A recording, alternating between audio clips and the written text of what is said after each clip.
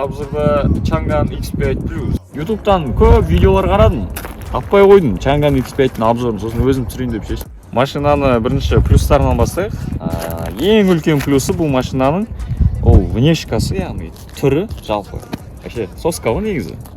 Линиялары спорт типа. 18-ші радиус дөңгелектері. Линия, қызыл линиялар мына жерден жалғасады. Жалпы машинаның размері тура RAV4 ғой, Toyota RAV4. Бірдей размер, туксонға да келеді, туксоннан бірақ сәл бір 5 сантиметр төмендеу кішкене. А так, екеуі почти что бірдей ғой. Машинаның ең үлкен плюсы ол бағасы. Бағасы мен өзім алған моментте примерно 8-де 6-ға түсті. Жаңағы русификациясы, анау-мынау, сонымен 8-де 7 болды ғой. Фарасы туралы айта кетейік. Фарасы бұл бізде мен ойымша плюсына жатпайды, бұл минус, өйткені ондайға жарқырата алмайды дейді. Бұда не дейміз? Алдыңды анық көрсете алмайды. Слабый кішкене фарасы. Салонға кетейік. Машинаның салонына көшетін болсақ, салон бізде өте әдемі. Бір визуально көрсетіп шық. Бұларда 3 комплектация болады. Бірінші ол бізде базовый, ол жерде бізде үшінші экран жұмыс жасамайды. Сосын мынандай қызыл нелер жоқ. Сосын мына жер мата емес, мына қараңыз. Алькантара сияқты қылып жасаған, бірақ енді алькантара емес, кәдімгі тряпка ғой, мата ғой. Содан соң екінші комплектация мінекей осы комплектация средний. Бізде қараңыз, мына жерде үшінші экран бар. Бұл жерде бізде климат контролінің нелерін көрсетіп тұрады. Екіншісі ол бізде спидометр, жаңағыдай нелер. Үшінші бұл бізде кәдімгі мультимедиа, жаңағыдай. Сосын бізде мұнда 2 гис бар. 2 гис қолдансаңыздар болады. 2 гис мінекей.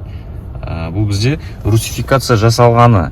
Русификацияға 50 000 теңге төленді, бірақ қараңыздар русификацияны. Пока что бұл машиналарға русификация жасап қажет жоқ. Қараңыз, мына жер бізде қытайша. Көп русификация жасайтындар айтпайды осыны. Жай ғана өтірік нелерін көрсетеді. Сосын машина каждый раз не қылған сайын, отылдырған сайын қытайша жазулар шығады. Бір сөзбен айтқанда, пока что бұл машинаға русификация жасап вообще керек емес. Содан соң ең күшті жері бұл машинаның мына жерді көрсетіп жүр. Ең кайфы бізде мінекей қараңыздар, бізде климат контроль, яғни физический кнопкалар арқылы басқарылады. Яғни қараңыз, температура не қоя бересіз, авто, жаңағыдай бізде кондиционер, авария. Коробка передачи бізде мінекей осылай Chang'an Univi бар ғой, тура соныкіндей. Содан соң мына жерде бізде автохолд бар, яғни парковканың өзінің бөлек несі бар, кнопкасы яғни. Сосын ең қызығы бізде мұнда мод, драйв мод, яғни қараңыздар, өзгертіп отырасыздар. Мынау бізде рейс режим болған, келесі спорт режим, комфорт, эконом және смарт. Осындай 5 режим бар, жүріс режимдары. Мен өзім смартпен жүрем, пока что машина аппайтынан шыққан жоқ. Подлокотник өте кең екен. Ішінде сосын мен естуім бойынша қыста кондиционер қосылып тұрған кезде холодильник сияқты пайдалануға болады екен бұны. Содан соң бізде ең панорамный крыша. Бірақ мынау панорамный крыша ашылып жабылам дегенше сен таң асыңды, обедіңді ішіп бітесің ғой примерно, көрсетіп жүр.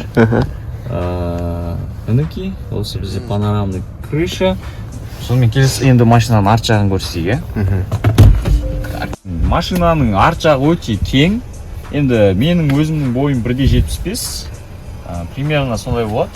И қараңыз, мен мынау орындықты өзіме ыңғайлап қойып алғам. И артында қараңыз, ортасында қаншама бос орын бар.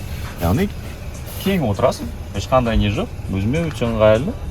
Мен ойымша пассажирларға да өте ыңғайлы. Сосын орындықтар барлығы эко-кожа, эко-кожадан жасалған.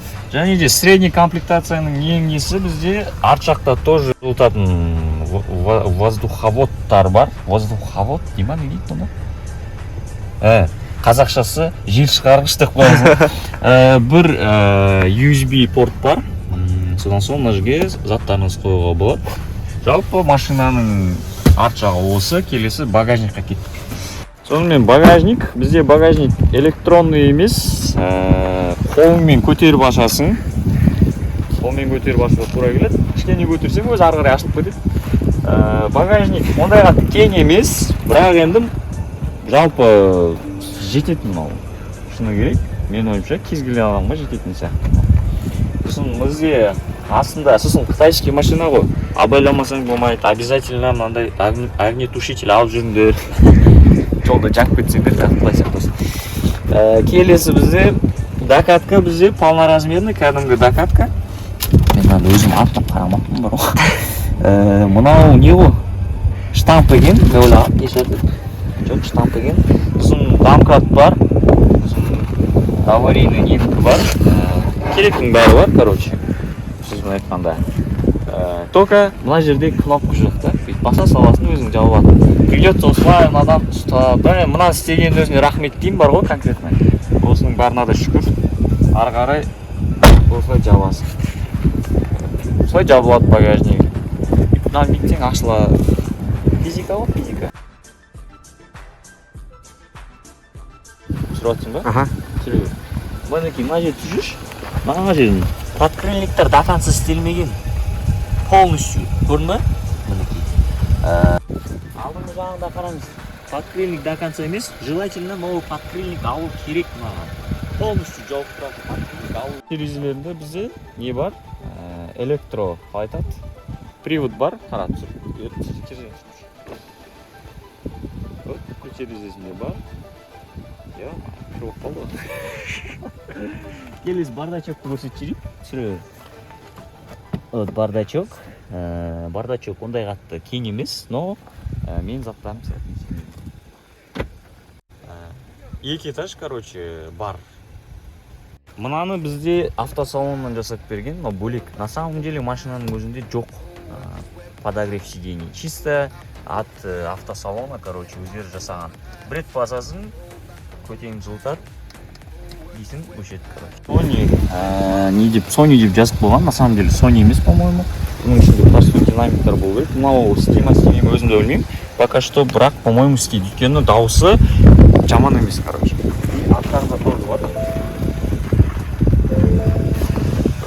Тоже самое, Sony деп жазып болған. И ең удобный жері, қараңыздар, артына тоже баклажка су анау қойып ішіп отыра берсеңіз болады. Материал кожа. Лично өзіме ұнады маған. Бәрі жұмсақ өте. Мына жерде тоже бізде жұмсақ. Бірақ мынау ары қарай уже кәдімгі өте арзан пластик. Машинаның жүрісін айта кетейік. Сразу комфортқа қойып алайық. Бұның сосын ең косягы менің өзім байқағаным, когда сен жаңағыдай смартпен жүресің ғой. Смартпен эко, комфорт бүкіл өзі ауыстырып отырады ғой енді, да? Ал комфортқа қойып жүретін болсаң, машина низкий обороттарда андай резко алады газ. Түсінбедім мен, андай газбен дұрыс жасалмаған ба, что-то бірдемесі не то, короче. Вот сондай бір косягі бар бұл машинаның. Например, қазір комфортта тұр, и мен қазір жүремін да, мысалы, жүрген кезде мен тупо газды жіберіп келе жатырмын, и қазір кішкене газды беретін болсам, машина резко алады газды. Сәл үшін тигізесің, резко алады. Вот такой вот косяк бар. И смартқа қоям, газды басам, ондай қатты не жоқ. Асықпай жүреді уже. Резко баспайды газды. Машина резко қозғалмайды, тартпайды. Экран бізде водительға қарап тұрады. Кәдімгі элантраның несі бар ғой, тура сол сияқты. Рульға келетін болсақ, Lamborghini Urus қой, мультируль. Мына жақ чисто мультимедиаға жауап береді. Мына жақ бізде машинаның жаңағы өзінің функцияларын жауап береді. И сосын машина қазір жүріп келе жатыр. Жүрісі не жұмсақты, не қатты да емес. Сәл қаттылау енді. Бірақ орташа. Подвеска бізде солай жасалған. Скоростьпен келе жатқан кезде машинаны басқару жеңіл да, оңай. Себебі подвеска жаңағыдай арт жағында бізде независимый подвеска, алдыңғы жағында бізде Макферсон ғой, Макферсон алдыңғы жағында. Менің естуім бойынша 100-ге дейін 7-де 5 секунд. 7-де 5 секунд деп айтады, бірақ енді точносын білмеймін.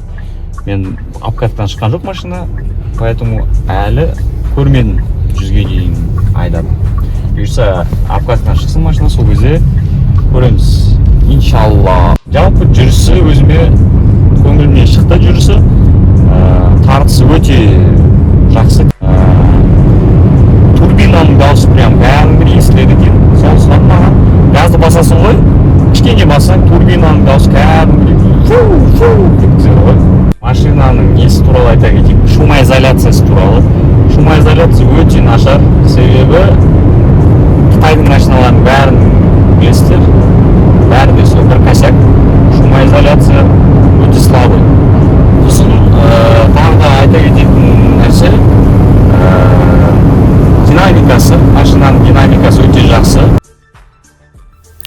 Машинаның моторы Blue-Core 1.5 турбо. Коробка передачи бізде 7-ступенчатый, яғни 7 сатылы робот. Сонымен қатар мотордың дауысын естеңіздер болады мына жерде. Және де мынау тұрған екі бачок, бұл бізде антифриз, яғни біреуі турбонікі, біреуі мотордың антифризі. Қорытындылайтын болсақ, машина өз бағасына жаман емес, өз бағасына стоящий машина. Жалпы мен өзім көңілім шықты. Бағасы 8-де 6. Енді білесіздер ғой, Қазақстанда қазір данный момент қандай екенін, бағаның 8-де 6-ға кобальт аласың ғой. Ал мынау болса 8-де 6-ға енді стоящий машина енді шыны керек. Менің өз ойым, жеке ойым, алуға тұрарлық машина. Ары кетсе бір 4 жыл, 5 жыл теуіп айдайсың ғой, жүресің ғой, бәрібір жүргізесің ғой, смело. Любой машина, салоннан шыққан любой машина жүріп береді ғой. Өзің күтімін нормально жасайтын болсаң, қарайтын болсаң, ең бастысы сол. Жалпы моторы сосын айта кетейін. Blue-Core Чанган Юнивиға тура осы мотор қойылады. Жалпы моторға ризамын. Тартысына, жүрісіне барлығы респект қой, короче. Сөзін айтқанда. Китайцы делают вещи дейді ғой, болсы ғой.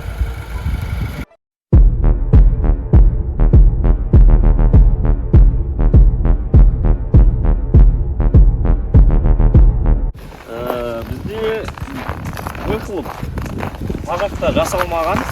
Астында бізде двойной выхлоп көрініп тұрған шығар. Астынан бетіп шығып тұр. И подвеска бізде независимый. Жалпы осы машина. Ондай болса, қош сау болыңдар. Короче, барынша машинаны көрсетіп айтуға тырыстық. Ойлағам, керемет түсірем деді. Оказывается, ондай қатты не емес екенбіз. Короче, машинаны выгодно алуға болады енді, шыны керек. Жалпы осы айтарымыз. Сау болыңдар.